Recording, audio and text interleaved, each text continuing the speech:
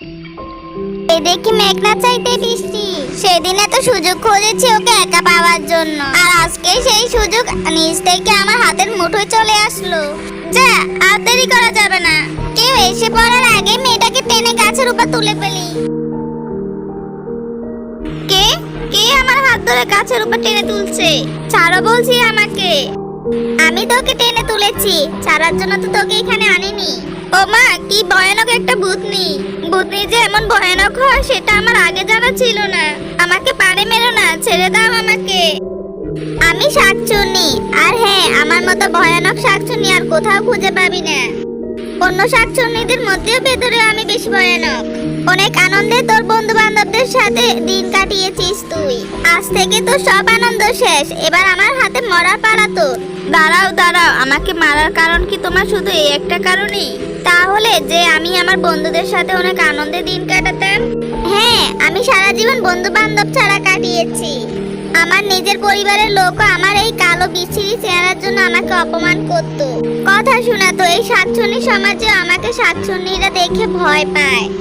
আমার সাথে ওরা মিশতে চায় না। তাই বলে তুমি আমাকে মারবে? আমাকে মেরে তোমার কি লাভ বলো? অনেক লাভ। তোকে মারলে আমাকে প্রতিদিন আমার গাছের নিচে তোকে তোর বন্ধুদের সাথে হাসাহাসি করতে দেখতে হবে না। তাই আর হিংসা লাগবে না। আমি আর আমার বন্ধুদের সাথে তোমার গাছের নিচে হাসাহাসি করব না। এইবার আমাকে ছেড়ে দাও। না, তুই আমার গাছের নিচ দিয়ে হাসাহাসি করতে গেলে না গেলেও অন্য কোথাও তো ঠিকই হাসবি। তোর কথা যতবারই আমার মনে পড়বে ততবারই আমার মেজাজ খারাপ হবে। তার থেকে তোকে মেরে ফেলাই উত্তম।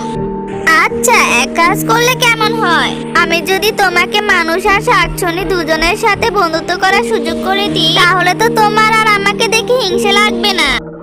তুই কি নিজের জীবন বাঁচানোর জন্য আমাকে মিথ্যে বলে বোকা বানাতে চাইছিস? না না, আমি একদম সত্যি কথা বলছি। আমি যদি আমার কথা না রাখতে পারি, তোমার যখন মন চায় যখন ইচ্ছে তখন আমাকে মারতে পারো।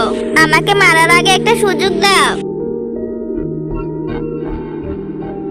ঠিক আছে, তো বল তাহলে আমাকে কি করতে হবে? আপাতত কিছুই না, আমাকে আগে সুস্থভাবে বাসায় যেতে দাও। কাল আমি ঠিক এই সময় তোমার সাথে দেখা করতে আসবো। কাল আসবি তো? যদি না আসিস